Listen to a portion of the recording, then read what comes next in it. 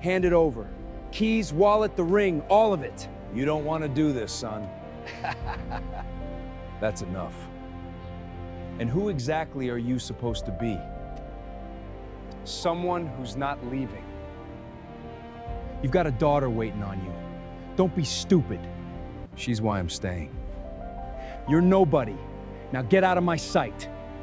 Trent Vaughn had spent years reading people, spotting the ones who would look away, step back, and convince themselves it wasn't their problem. When the single father in the work jacket stepped into that gas station, Trent read him instantly. A nobody going nowhere. What he couldn't read was the quiet decision already made behind Darius Bennett's eyes. The years of choosing right over easy, even when no one was watching. The kind of man who taught his daughter that courage wasn't the absence of fear, it was showing up anyway. Trent had dismissed hundreds of men just like that. None of them had ever stayed. What happens when the one man you wave off turns out to be the last person you should have ignored? If stories about ordinary people doing extraordinary things are why you're here, hit subscribe and turn on notifications. There's a lot more where this came from, and you won't want to miss what's next. Every morning started the same way. Darius Bennett was up before the sun, moving through a kitchen that was too quiet for a man who used to fall asleep to the sound of someone else breathing beside him. He'd crack eggs onto a skillet, set out the small orange pill container Nia needed with breakfast, and lay her school uniform across the back of the chair, the way Talia used to do. Pressed flat collar turned down just right. It wasn't a routine he had chosen so much as one he had built piece by piece over 4 years of learning how to be two parents at once. Nia was 9 years old and had her mother's eyes, patient and alert, the kind that noticed everything. She had a chronic condition that required daily monitoring, the kind that didn't show on the outside, but showed up in bills in specialist appointments, scheduled 3 months out in a glucose monitor she wore on her arm and checked before every meal. The condition was manageable. The cost of managing it was another thing entirely. Darius kept a sealed envelope in the kitchen drawer, thick with whatever cash he could set aside each week. He hadn't opened it in 2 years. He told himself he wouldn't not unless there was no other choice. He wore the same 3 shirts in rotation. He drove a pickup truck that overheated if he pushed it past 60 miles per hour on the highway and needed a new alternator. He kept putting off because the alternator cost $340, and $340 was a month of Nia's medication. He ate lunch most days from whatever was left in the garage refrigerator, and he didn't think of it as sacrifice. He thought of it as math. Cole Hartman had run his auto shop on Grover Street for 31 years and was not a man who gave compliments without being pushed. He was 64, slow-moving, and had the hands of someone who had spent every decade of his adult life inside an engine. Cole didn't say much to Darius beyond what the job required, but he scheduled Darius's shifts around Nia's school pickup without being asked, and he had never once questioned why Darius sometimes stayed late to help a neighbor push a wheelchair-bound woman's electric scooter into the back room for a free repair. That was Cole's version of approval, and Darius understood it perfectly. What Darius could do with an engine was difficult to explain to anyone who hadn't watched him work. He could listen to a car idle for 30 seconds and tell you which cylinder was misfiring. He could take apart a carburetor in the dark if needed going by feel alone.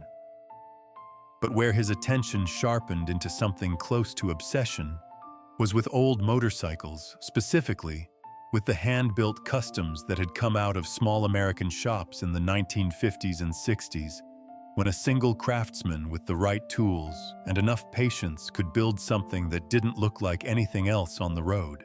He had read everything he could find about Henry Callaway. The man everyone in the custom motorcycle world called Iron Hank had started with nothing. A rented space, second-hand equipment, and a reputation built one frame at a time.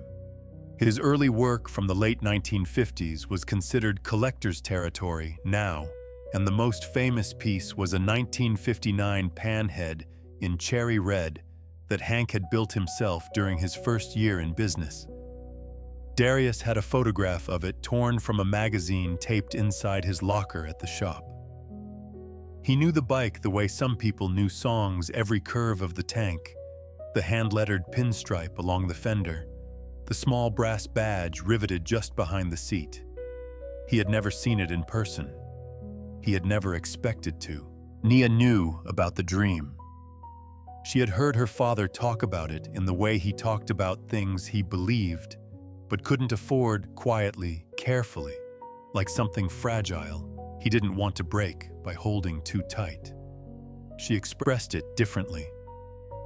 In her sketchbook, she drew the same image in variations, two figures standing in front of a building with a hand-lettered sign that read, Bennett Community Garage. In the drawings, Darius was always at a workbench. Nia was always at a front desk doing homework. Every time Darius found a new version of the drawing, he put it on the refrigerator and said nothing for a long moment. Then he'd say it looked good. Then he'd go back to doing dishes. He knew what those drawings meant, and he knew what they cost her to make the optimism of a 9-year-old who had already lost one parent and had decided quietly and on her own that she was going to believe in the other one anyway. The call started coming in just after 3 in the afternoon. Darius was underneath a customer's sedan at Hartman's Auto finishing a brake job that should have been done an hour earlier when his phone began buzzing against the floor of the pit. He reached for it without looking, and then looked because the screen showed 3 missed calls from Riverside Elementary in a row. He finished the brake line, lowered the car, and told Cole he needed to leave. The customer was waiting, Cole said. Darius said he understood and apologized, and Cole waved him off with one hand and picked up the job himself. Darius was already out the door. He took the shortcut. It was 6 blocks out of the way, but cut through a stretch of side streets that avoided the worst of the afternoon traffic. And it brought him past the Sunoco on 5th Street, a station he'd filled up at 100 times without incident. He pulled into the lot, intending to cut through to the far exit, and that was when he heard the sound of breaking glass. 6 of them had the old man surrounded near the air pump at the far end of the lot. The man on his knees was somewhere around 60, wearing a leather jacket worn soft at the elbows, and behind him, close enough to touch, was a cherry red panhead that Darius recognized before he could stop himself from recognizing it. He pushed the thought aside immediately. There was no room for it yet. Trent Vaughn was doing most of the talking. Darius had seen his type before, not violent by nature, but performing violence for the people watching him, which made him more dangerous than someone who would simply take what he wanted and leave.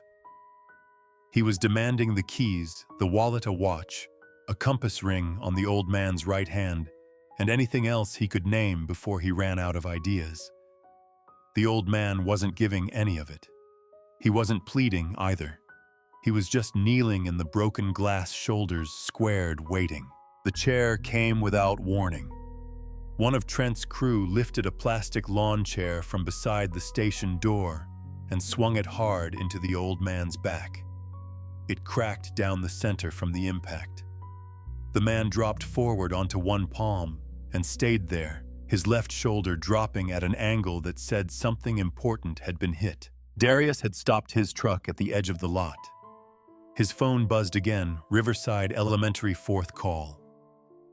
He watched a car slow on 5th Street, the driver crane his neck to look and then accelerate. He watched the station attendant close the interior blinds. He watched another customer gather her child by the wrist and walk in the opposite direction quickly without looking back. One of Trent's crew turned and pointed at Darius directly. The message was simple. This wasn't his business. The old man on the ground turned too, lifted one hand slightly and moved it toward the exit, the same gesture. Go.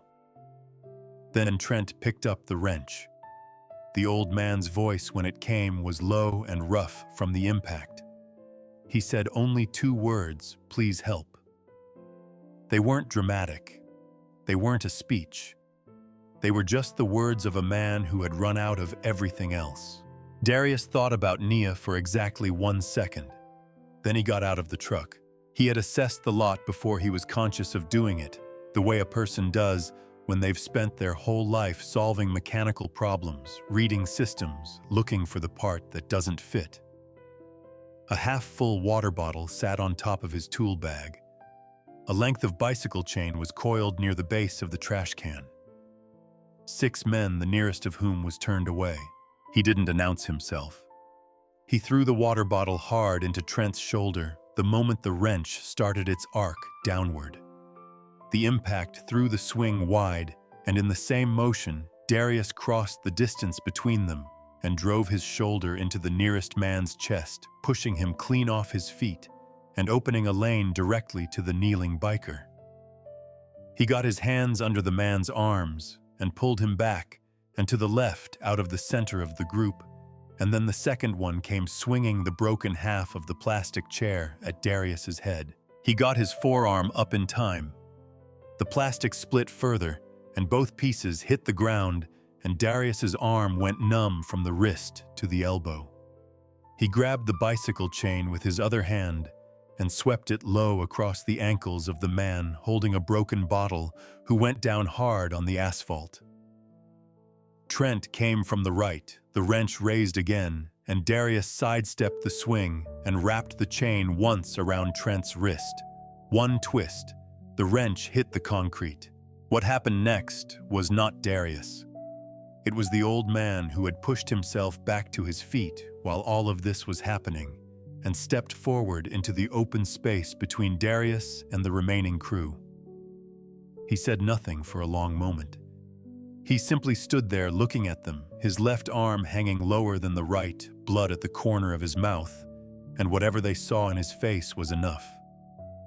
Trent looked at his own wrist, then at the 3 men still standing, and something shifted in the air.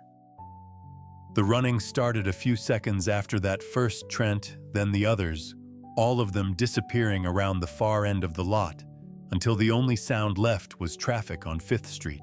Darius's hands were shaking. He hadn't noticed during the fight, but now that it was over, the adrenaline had nowhere to go, and it came out through his palms, his knees, a tightness in his jaw he had to consciously release.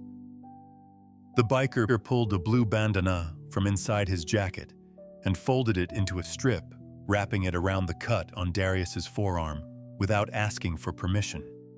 He asked Darius his name. Darius told him. He asked why Darius had stepped in. Darius looked at his phone. The missed calls from Riverside Elementary were still on the screen. "My daughter's waiting," Darius said. "I couldn't look her in the eye tonight if I'd walked away from you." The old man reached into his jacket and produced a folded roll of bills thick enough that Darius recognized even at a glance that it was more money.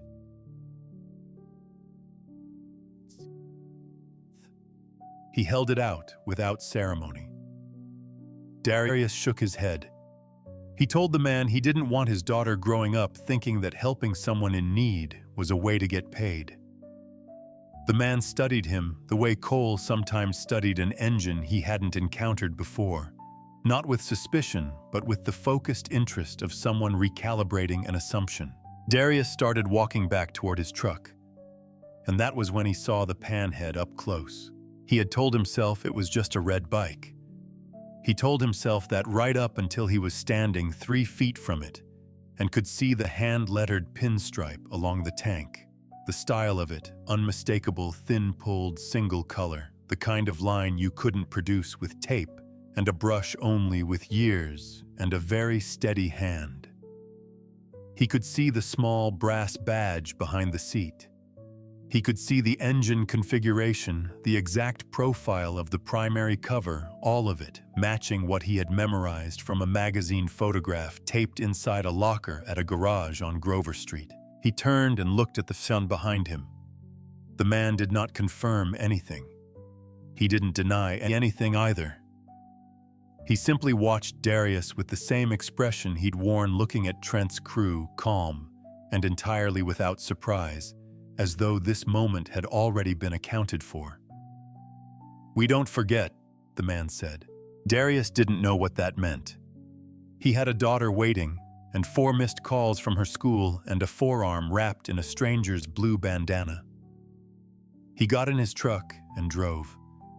He didn't know yet that everything had already started moving. Nia was still sitting in the after-school room when Darius arrived nearly an hour past pickup time. The supervising teacher was grading papers at the desk by the window, and Nia was at the small table in the corner, with her sketchbook open, her pencil moving. She didn't look up immediately. When the door opened, she had learned not to expect her father exactly when she expected him, because something at the shop was always running late, always needing 1 more hour.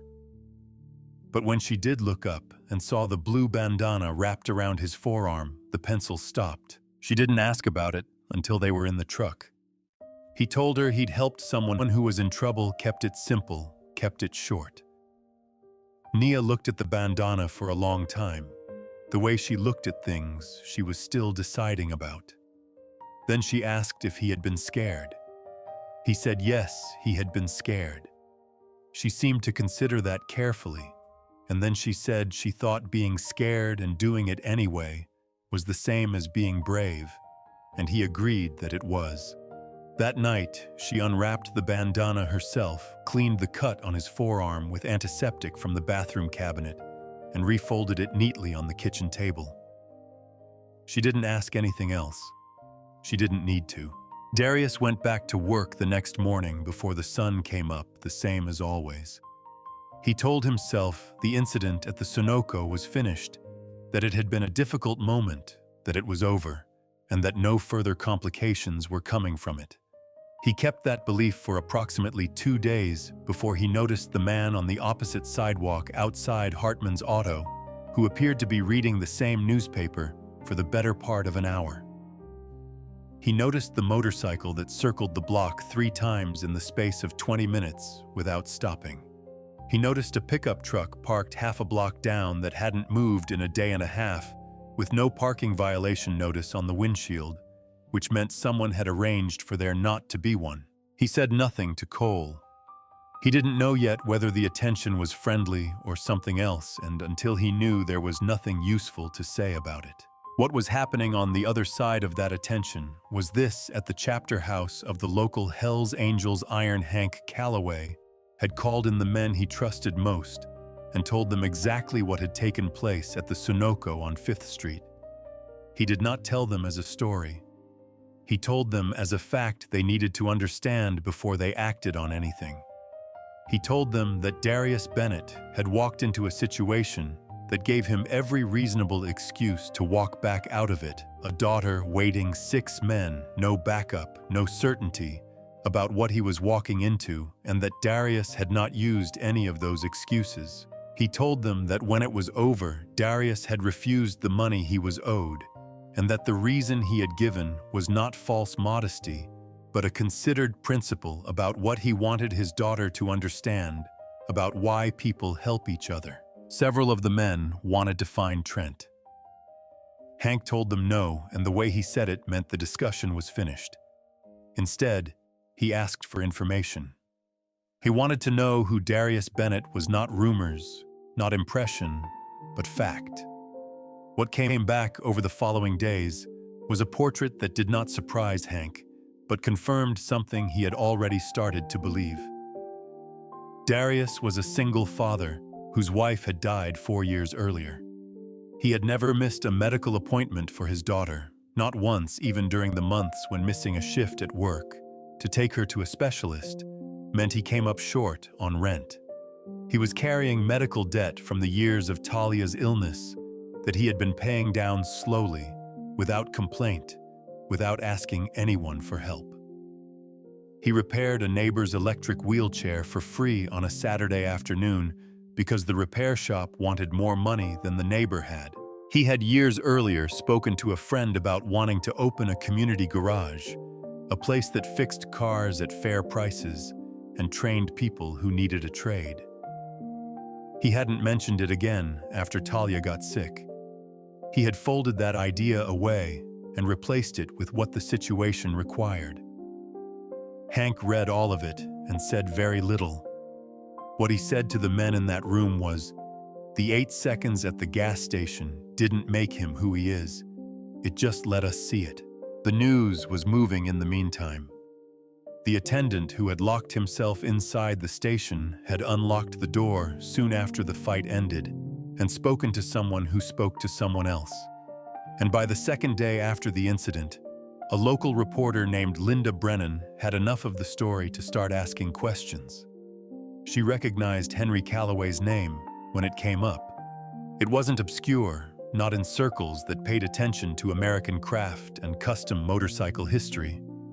And she understood immediately that what had happened at the Sunoco was not a simple street altercation.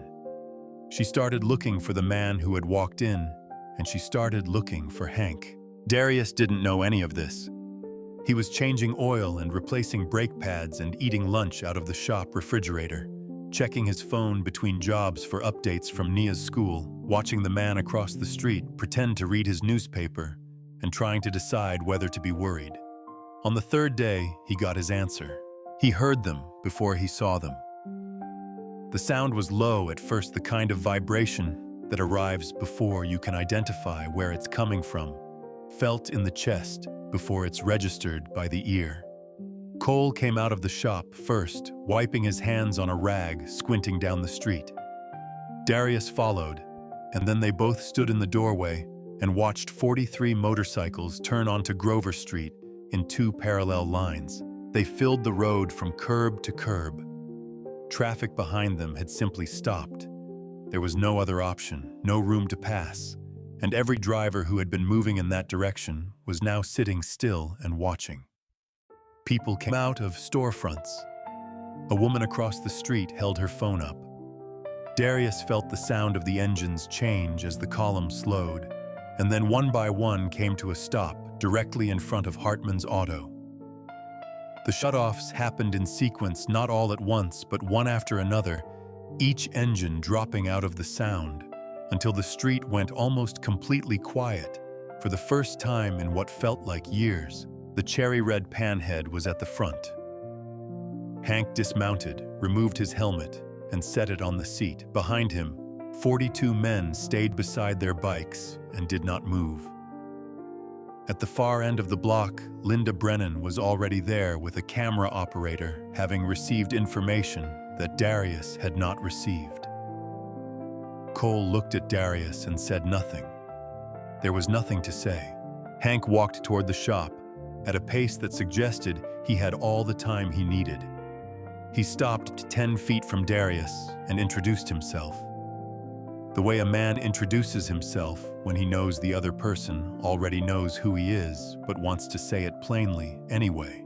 His full name, the name of his company, the chapter he had led for 25 years, and then the simple fact that Darius had saved his life 3 days ago at a gas station on 5th Street. He did not stop there. Standing in the middle of Grover Street with Linda Brennan's camera recording and 42 men silent behind him, Hank described what had happened with the same precision and honesty that he had used in the chapter house. 6 men, the wrench, the moment when everyone around them had chosen to look away, and the single person who had not. "We can forget a debt paid in money," Hank said, speaking clearly enough for the camera. We cannot forget a man who stood up when everyone else turned away." Nia arrived 6 minutes later, brought home by a neighbor who usually walked with her after school. She came around the corner, saw the wall of motorcycles blocking the street, and ran not toward them, but toward Darius, reaching him before he could move toward her and pressing herself against him. He put his arm around her and put his body between her and everything else, which is what he always did when something was large and loud, and between him and whatever he needed to protect. Hank saw this. He removed his leather jacket without a word, folded it carefully, and placed it across his seat. The gesture traveled down the line.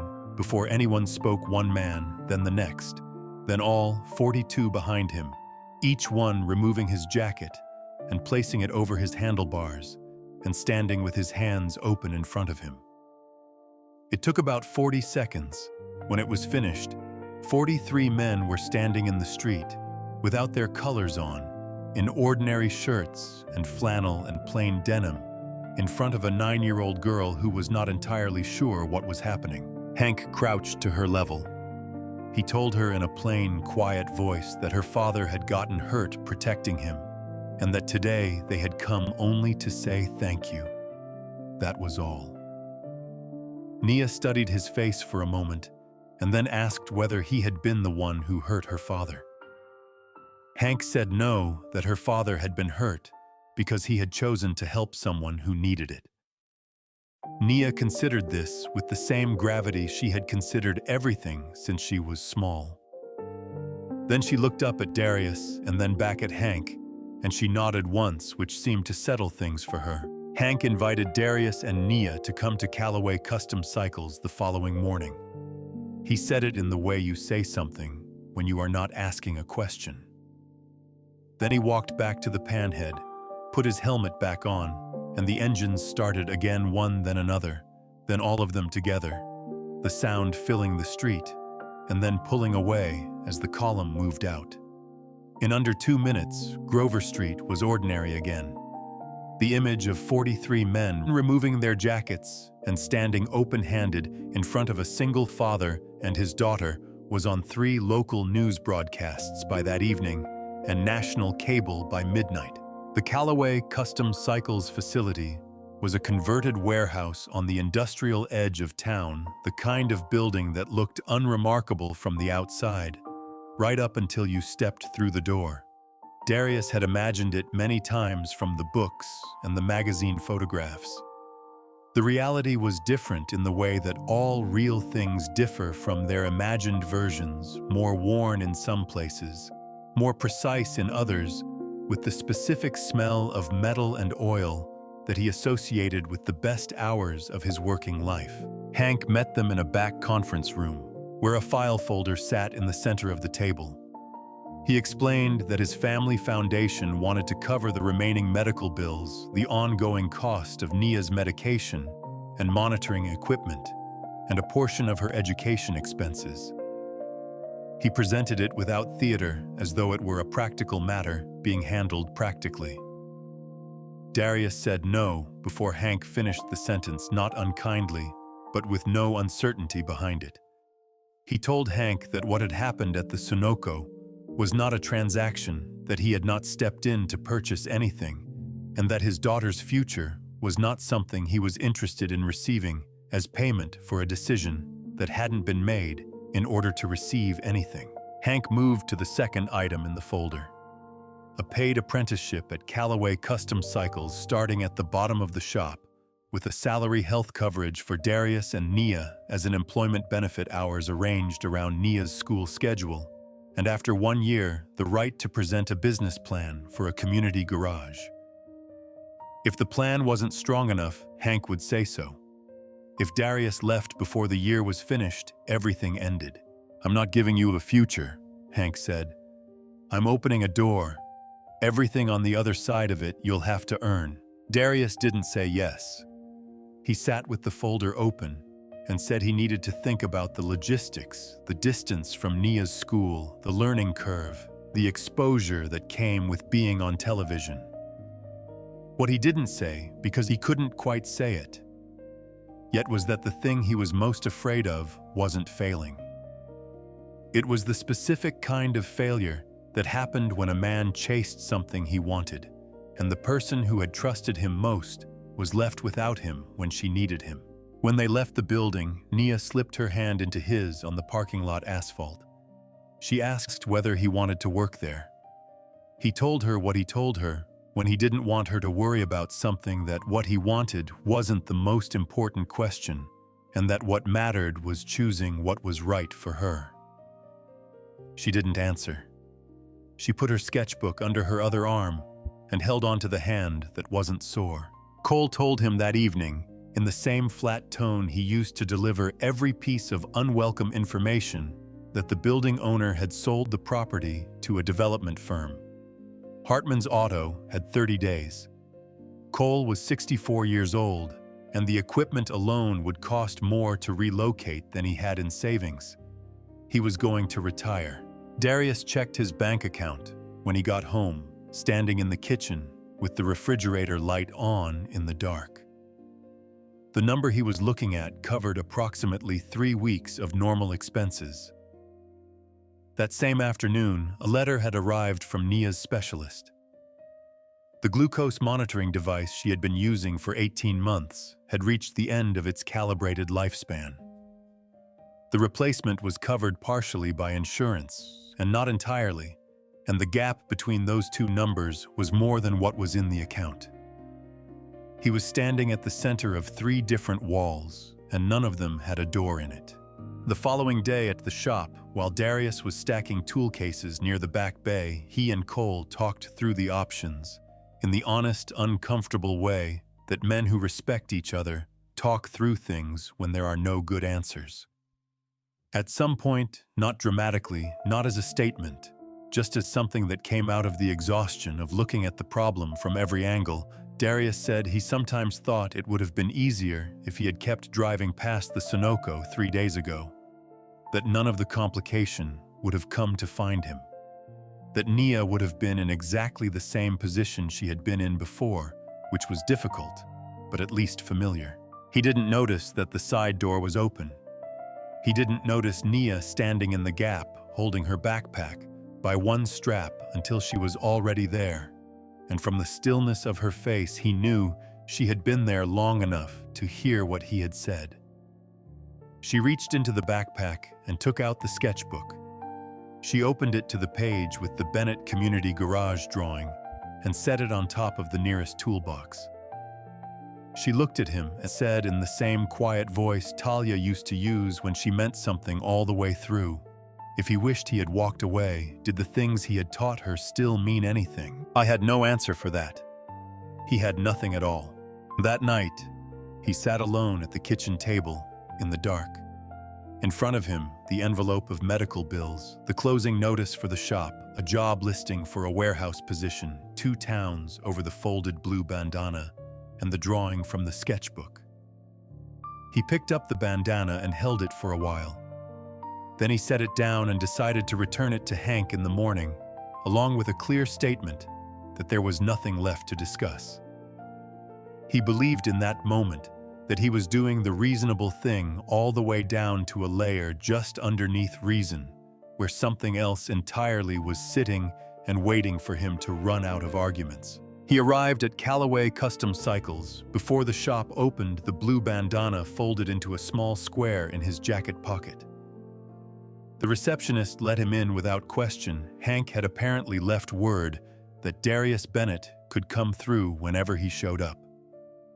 Hank was already in the back conference room with a cup of coffee and a trade publication he set aside when Darius came through the door. Darius put the bandana on the table. He said he had thought carefully about everything that had been discussed, and that his answer was no to the apprenticeship, to the medical coverage, to all of it. He told Hank he needed a job that started immediately and paid reliably, not a program with a 12-month runway and a plan that might not survive contact with reality. He said Nia needed a father who was present and stable, not one who had gambled their situation on a dream that belonged to a version of his life he could no longer afford to inhabit. Hank listened to all of it without interrupting. When Darius finished, Hank asked him one question: whether he was refusing because he didn't want to accept charity, or whether he was refusing because somewhere underneath the practical objections, he was afraid he wasn't good enough to earn what the opportunity was offering. Darius said he wasn't afraid of anything. Hank pulled a second folder from the seat beside him and placed it on the table without comment. This folder did not contain a grant or a gift or a foundation award. What it contained was a contract formatted the way employment contracts are formatted, with terms and conditions and performance requirements, and a signature line at the bottom. Hank walked through it the way he would walk a new hire through any agreement methodically, without softening the language, because the language didn't need softening. Darius would be paid a full apprentice wage from day one.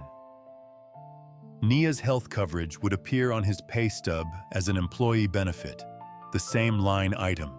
It appeared on for every full-time worker in the building, because that was what it was, a condition of employment, not a donation with his daughter's name on it. The obligations on Darius's side were explicit. He had to complete every required hour. He had to pass every skills evaluation the senior craftsman put in front of him. On Saturday mornings, he would help run the youth mechanics program. The chapter had been operating for 11 years. At the end of 12 months, he would present a detailed business plan for a community garage. Not a sketch, not a concept. A real plan with a financial model and a projection and a proof that the thing could sustain itself without depending on anyone else's generosity. If the plan wasn't strong enough, Hank would tell him so plainly. If Darius walked away before the year was finished, every benefit ended on the day he left. There was one additional item Hank had added without being asked. Cole Hartman would be offered a senior instructor position at Callaway Custom Cycles with a salary and benefits of his own, supervising the apprentice training program. Cole would not have to retire. Darius would not have to learn without the person who had believed in him first. For Nia's daily situation, the facility had a supervised study room used by employees' children during after-school hours. A glass partition faced the main floor of the shop.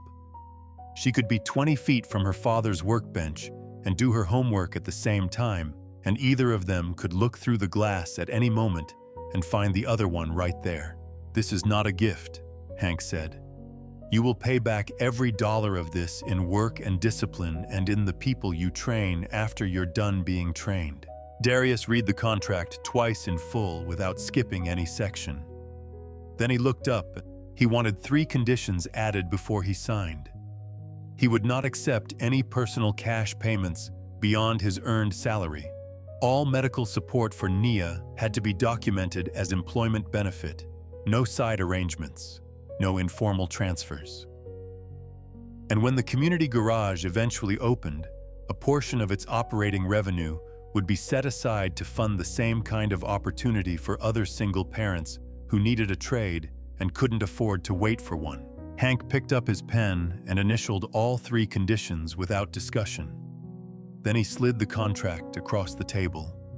Nia, who had been sitting quietly in the chair beside her father, reached into her backpack and placed the sketchbook drawing of Bennett Community Garage on the table next to the unsigned page.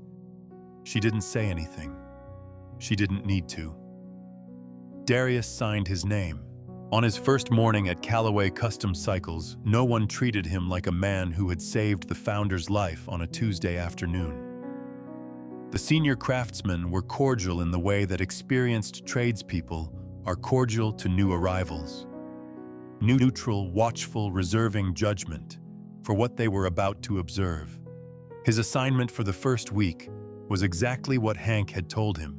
It would be the floor needed sweeping before the work started, and after it ended, the tool racks needed to be returned to order at the close of every shift, and the parts inventory required a physical count every Friday that had to match the system log. Darius came in earlier than his start time and left after everyone else. He did not mention the gas station or the news coverage or the 43 motorcycles on Grover Street. If anyone brought it up, and a few did in the early weeks, usually while passing him in the corridor, he acknowledged it briefly and moved the conversation somewhere useful. What he was there for was the work, and the work had a logic of its own that had nothing to do with anything that had happened outside this building. Nia settled into the study room with the efficiency of a child who had been adapting to new arrangements her entire life. She arranged her books on the shelf beside the table, set her pencil case in the same corner every day, and through the glass partition, she could see her father at the workbench whenever she looked up.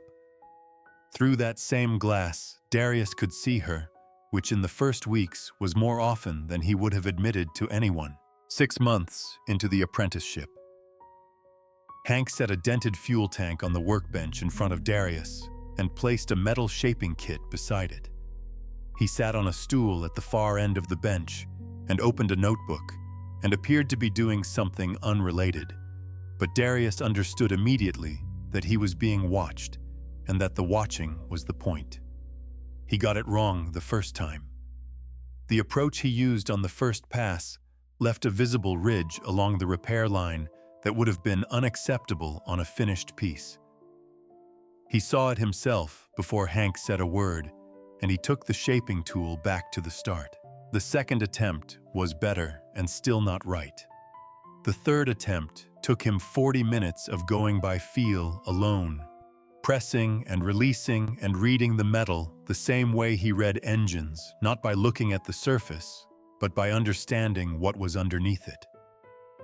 When he set the tool down after the third pass, the repair was clean. Not perfect, but honest. Hank looked at it for a long time. Then he said, "That's why you're here."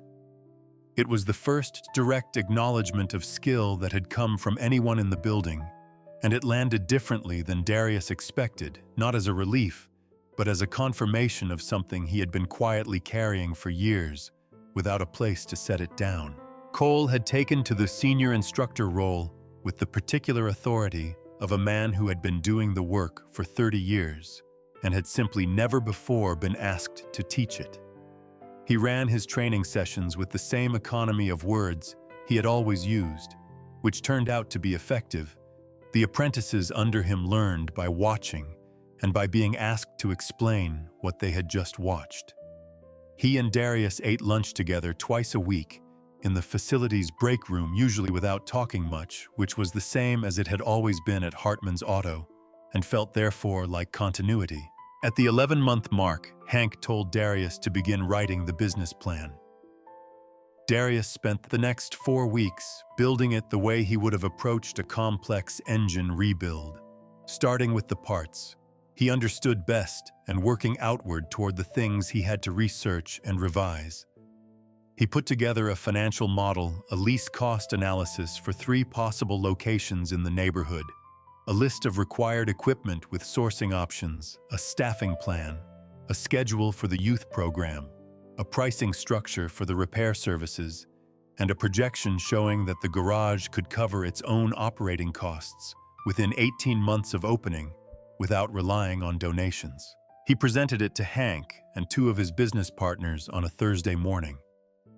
Hank read it in full while Darius stood at the end of the table, and when he finished, he said, the budget projections were optimistic in a way that would become a problem, that the lease cost estimates needed to be revisited using current market rates rather than figures from the previous year, and that the staffing plan was short on specificity in the middle management tier. He asked Darius to address all 3 items and come back. Darius went back to the plan and spent 2 weekends rebuilding the sections Hank had flagged. He brought revised numbers to a second meeting. Hank found 2 additional items that needed strengthening. Darius addressed both and returned for a third presentation. This time, Hank read through the document, set it down, picked up his pen, and signed on the investor line without a speech or a ceremony. He pushed the page back across the table and said 4 words, "Now go build it." Bennett and Callaway Community Garage opened on a Saturday morning in October, 18 months after a late afternoon at a gas station on 5th Street.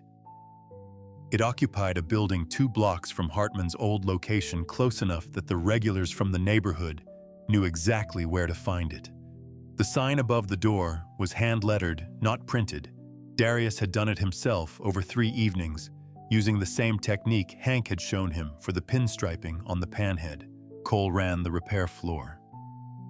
Hank had contributed the startup capital and had no interest in day-to-day operations, he said clearly, and once that the point was for Darius to build something that worked on its own. The Saturday youth program moved from the chapter facility to the new garage. Nia had a desk near the front window close enough to the repair floor that she could hear the work and far enough that she could concentrate. She organized the small library of mechanical reference books on the shelf beside her desk and helped update the appointment calendar after school. She described it to her friends as her job, which Darius did not correct. On the back wall behind the service counter, the blue bandana was mounted in a simple frame. Below it, fixed to the wall on a small piece of oak, were 3 words cut into the wood: "We don't forget." Nobody who came through the door had to be told what it meant. Those who knew the story recognized it. Those who didn't usually asked, and whoever was at the counter would tell them. Trent Vaughn came in on a Wednesday afternoon, about a year after the garage opened. He was alone, and he looked like a person who had recently stopped carrying something heavy, not lighter exactly, but reconfigured the way a frame looks after it's been straightened from a bend. He stood near the door for a moment, and then walked to the counter and said he needed work, and that he was aware he had no reason to expect any from this specific place, and that no one else in the area had been willing to give him any. All of this said, without self-pity and without asking for sympathy, just as the fact it was. Darius stood behind the counter and looked at him for a long moment. He thought about the wrench. He thought about the man on his knees in the broken glass. He thought about what Hank had placed in front of him when he had shown up with every reason to be turned away, and what Hank had said about it, that it wasn't charity, that it was an opportunity to prove something, and that the proof would be in the work. He went to the back, came out with a push broom, and set it on the counter in front of Trent. "You start on the floor," Darius said. "Nobody here gets a pass on their past, but everybody gets to prove something about their future." Trent took the broom. He came in the next morning and the morning after that. He was still, a year later, having moved from the floor to the parts room to the first bay where Cole had started working with him on basic diagnostics with the same economical patience he brought to everyone who was serious about learning. The evening. It came full circle. Darius and Nia were locking up the garage together. They had a routine now. She gathered her books. He went through the closing checklist. They turned off the lights from back to front and walked out together. They had walked half a block when the shouting started from the alley beside the apartment building at the end of the street. 3 older teenagers had a younger boy against the wall. His backpack was on the ground, and 2 library books had slid out onto the pavement. He wasn't hurt yet, but he was about to be. Darius walked toward them at a pace that didn't hurry because it didn't need to, and when the 3 teenagers looked up and read the name on the chest of his jacket, they made a quick collective calculation and left. It took about 4 seconds. Darius crouched down and picked up the library books. Both had come from the local branch's mechanics section, one on small engine repair, one on motorcycle restoration. Published in the 1980s, the binding held together with a rubber band. He handed them back to the boy, who was maybe 11, and trying to decide whether the worst was actually over. Darius looked at the restoration book in the boy's hands, the faded cover, the worn corners, the kind of wear that came from being read more than once. He asked if the kid liked engines. The boy said yes. Darius took a card from his jacket pocket and held it out. The card had the garage name, the address, and his name at the bottom. "Saturday morning, 8 o'clock, Darius said. "Bring the book. I'll teach you what's in it." The boy took the card with both hands and asked why Darius would do that for someone he didn't know. Darius looked over at Nia. She was already smiling because she had known this moment was going to happen before it did, in the way that children know the things their parents have always meant, even when those things haven't been said yet, in exactly this form. "Because we don't forget," he said. The garage was dark behind them when they walked back. Through the front window, the bandana on the back wall was still visible in the ambient light from the street. The hand-lettered sign above the door held steady. Cole's jacket was on its hook by the first bay. Trent's broom was leaning against the wall exactly where it was supposed to be. The cherry-red panhead sat in its usual spot in the side bay, where Hank left it whenever he visited, and beside the service counter. The sketchbook drawing of Bennett Community Garage, the one Naya had made years ago in pencil, two small figures in front of a hand-lettered sign, was framed and mounted on the wall next to the real one. Darius had not become a good father in 8 seconds at a gas station. Those 8 seconds had simply let the rest of the world see the father he had already been quietly, without recognition, for years. The courage was never in the moment. It was in every morning before it. The alarm before sunrise, the pill organizer, the pressed collar, the sealed envelope in the drawer. It was in every choice to show up fully for someone who was counting on him even when no one was watching, and there was nothing to gain from it. It was in the dignity he maintained on behalf of a daughter who was learning every single day what kind of man her father chose to be. What Hank and his 42 brothers understood, and what America eventually came to see, was that the most powerful thing a person can do is not the dramatic act that everyone witnesses. It is the 1,000 quiet acts that make the dramatic one possible. Darius saved a life in 8 seconds because he had spent years building the kind of man who would. And that is the part worth carrying forward, the idea that who you are when nobody is watching is exactly who you will be when it counts. That the way you treat a stranger with nothing to offer you is a measure of something real. That accepting help when it is offered honestly and then turning around to offer it to someone else is not weakness. It is how communities survive. If that idea means something to you, share this story with someone who needs to hear it today. And if you want more stories about the kind of people who make the world better without asking for anything in return, subscribe, because that is exactly what this channel is here for. There are more of these people out there than you think. We just have to keep looking for them.